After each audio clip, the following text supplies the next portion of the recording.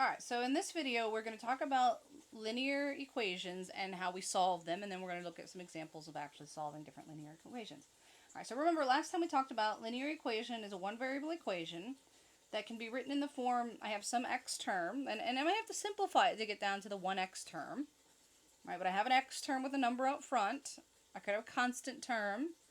Alright, and I can set it either into the form ax plus b equals 0 or ax equals b.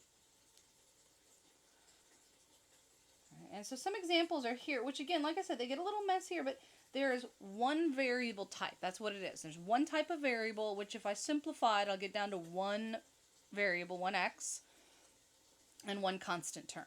Alright, so again, these are examples. This first one's a very simple example that's just like this. But the rest of them are all examples too. The second one, there's just a 4x and a 6x, 16x. And if I simplify that, that will simplify down to one x term and one constant term. Same thing with the next one. Right? There's just an x values and a constant value, and I could simplify it down to one x term and one constant value. And the same thing with the last one. Only x. Meaning there's no x and y variables. There's no x, y, and z variables. There's no square variables. There's no cube variables. There's no roots. All right, there's a single variable with some numbers, which we're going to solve these. All right, so linear equations are equations with a single variable type that can be solved. You can get one solution, no solution, or the identity case, which is infinitely many solutions. To solve the linear equations, symbolic. So just know that the book uses the term symbolically. So the the Pearson My Math Lab uses symbolically. So when they're using that word, that means you're solving using algebra, right? Algebraically solving it. Where we apply the properties of equality, and so we're going to go over those properties, and transform it into an equal but simpler solution, where I solve for 1x and I solve for a constant term. Alright, so properties of equality that allow us to solve equations. The first property of equality is the addition property of equality, which includes subtraction. We say it's addition, but subtraction is basically just adding by the opposite. That's all it is. So when we do this, this also means we can subtract. So what it means, if I have an equal to, right, I have some equation equal to some other equation, so a and b can represent some algebraic quantities. I can add real number quantities to both sides, or I could subtract. Works the same with for subtraction. So if I've got 2x plus 3 equals 5x minus 2, right, I can subtract 3x from both sides, which is like adding a negative 3, so it works. So on this side I'm left with 2x, on that side I'm left with 5x minus 5. And then I can move the 5x to the other side using the same principle. And so I'm going to take negative 5x, both sides, so I'm going to get negative 3x on one side equals negative 5 on the other side. Alright, and that's the addition property. Alright, the multiplication property, which again includes division, because division is just multiply by the opposite, multiply by the reciprocal, not the opposite, multiply by the reciprocal. So even though it's multiplication principle, it works for division. So if I go back and I go back to my previous one, which was negative 3x equals negative 5, right? And so what this principle basically means is I can multiply by any number on both sides of my equal sign, right? As long as I multiply everything on both sides. It works the same, so like I said, it's including division. And so here I've got negative 3x equals negative 5. I want to get the x term all by itself. And so what we do is, well, it is technically a multiplication. It would be multiplying by a negative 1/3. But we do division, because division is multiplied by the reciprocal. And so we divide by negative 3. And so x equals positive 5/3. All right, that's the division, which again, division is just the same as multiplication. Works for multiplication too. So if I do an example of multiplication, it'd be something like, if I had x divided by 2 equals 3. All right, I want to get rid of that divide by 2. Well, I can multiply both sides by 2. Alright, and those two reduce, leave me with x, and then 6 is my answer. Alright, so that's the multiplication property. I can the biggest thing with the multiplication property, and even is if I've got more than one term, I've got to make sure I multiply or divide everybody by it, right? So if I've got 3x equals 10y plus 15. All right, I'm going to divide by 3. Well, I want to divide the entire expression by 3, which means all the parts. All right, that's the biggest thing about the multiplication rule. Same thing if I had multiplication. So if I have 1/2 x equals 20 plus 5y. All right, same thing here. Multiply this side by 2. I multiply that whole side by 2. And so I'd have to distribute, which is my next property. Multiply everything by 2. Alright, so getting to the next property, because this is sort of hand in hand with the distributive rule on the bottom here.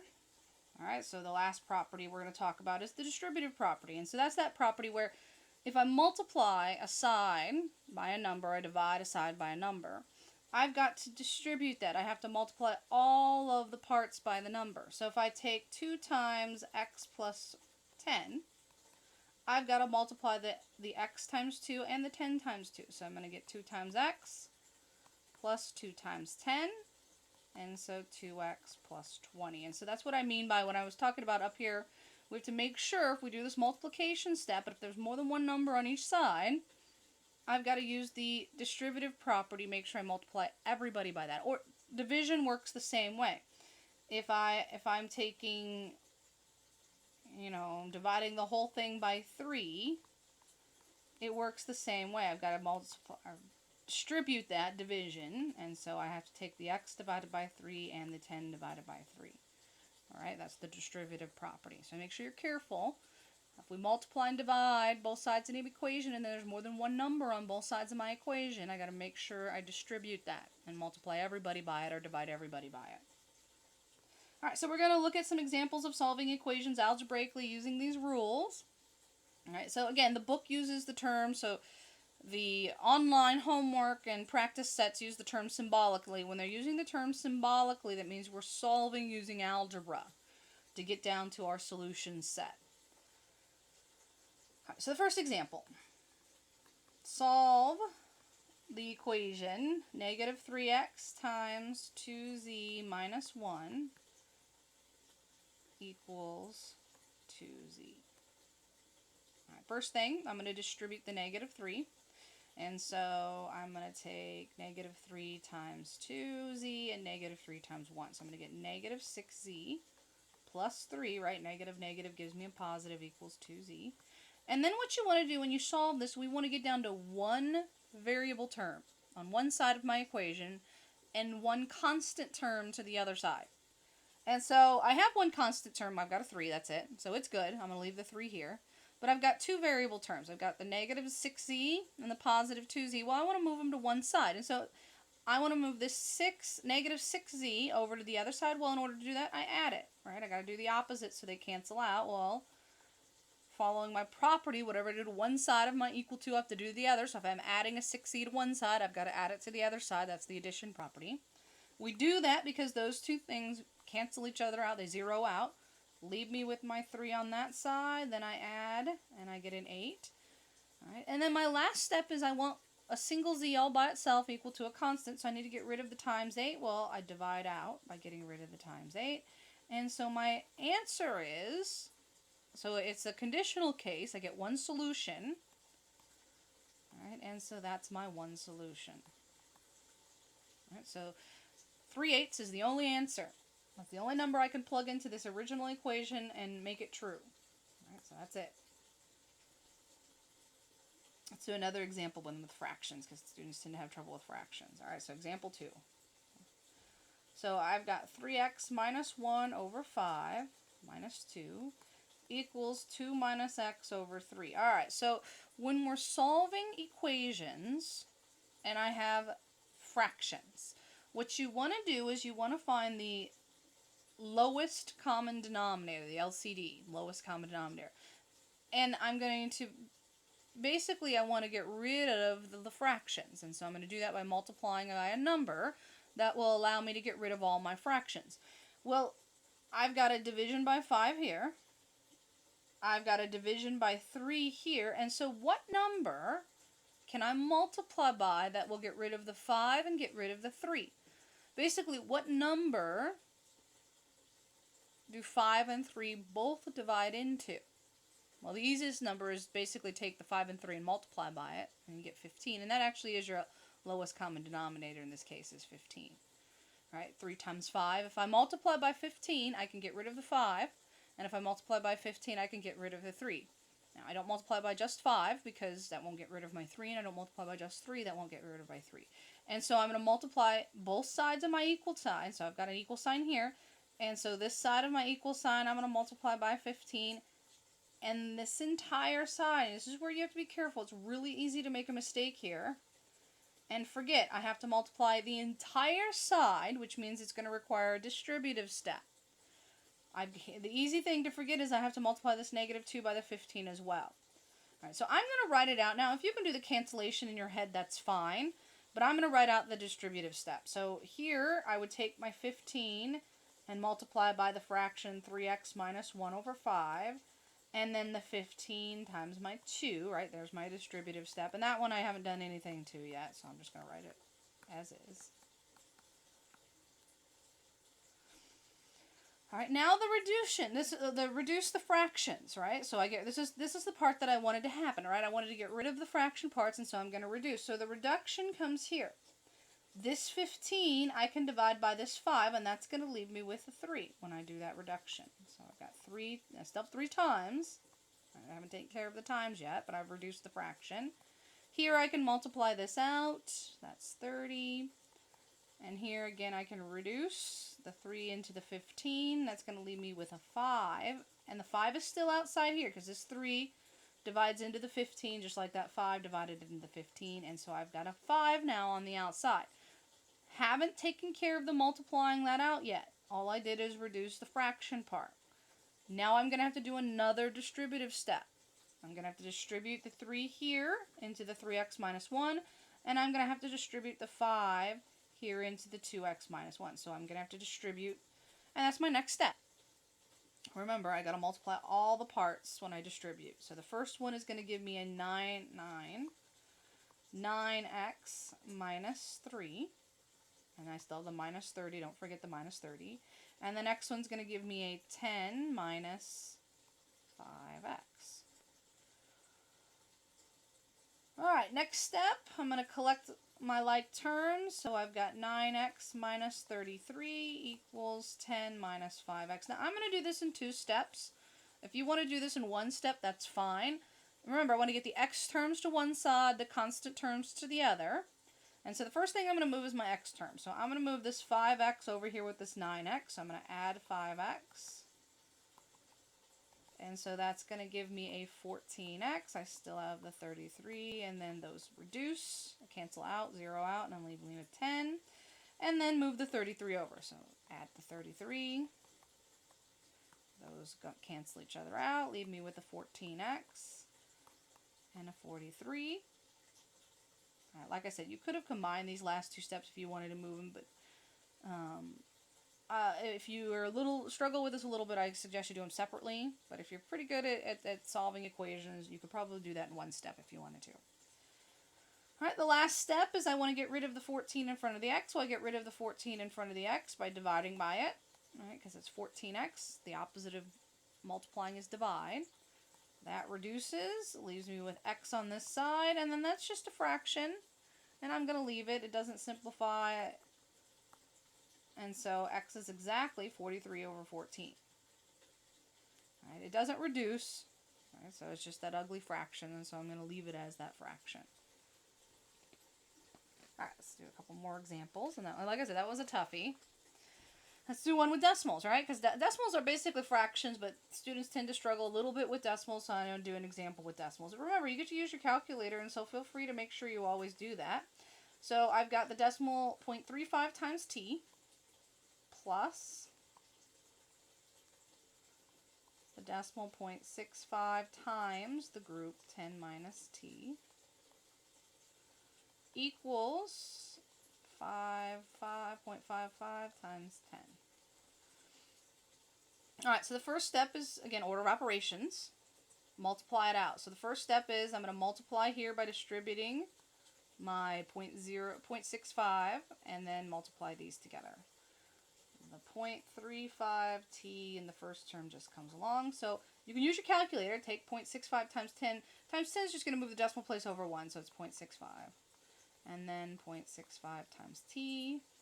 Again, same thing here. The 10 is going to move the decimal place over once, and I get 0.55. And now it's just collect like terms and move the constant to one side, leave the variables on the other side. So first thing I'm going to do is collect my like terms. So I'm going to add those two terms, or in this case, subtract. 0.35 minus the 0.65 is going to leave me with negative 0.3t. I still have the positive 0.65 equals the 0.55. Move the 65 to the other side, so subtract gets rid of that. And so on this side, I'm left with the negative 0.3 times t, and on this side, I'm left with the negative 1. All right, last step, get rid of this and dividing out by that negative 0.3, and make sure you're careful.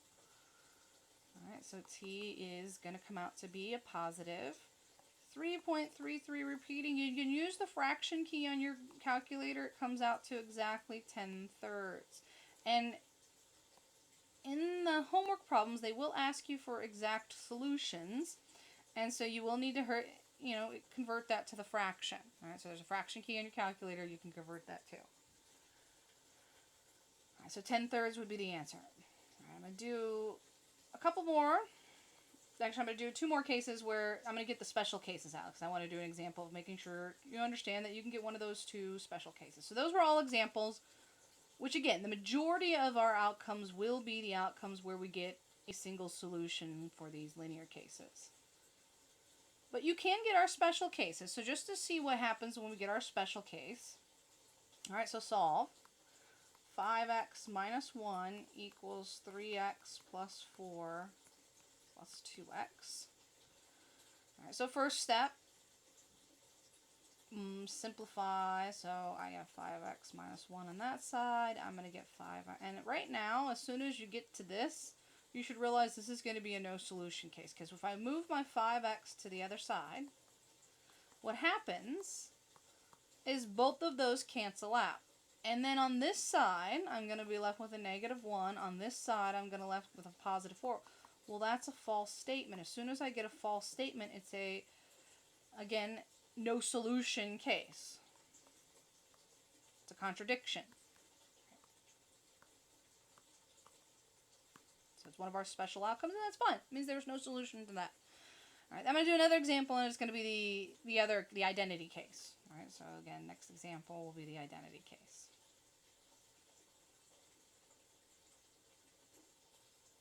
Alright, I'm going to do a fraction since fractions are hard. Alright, so 1 minus 2x over 4 equals negative 3x minus 1.5 over negative 6.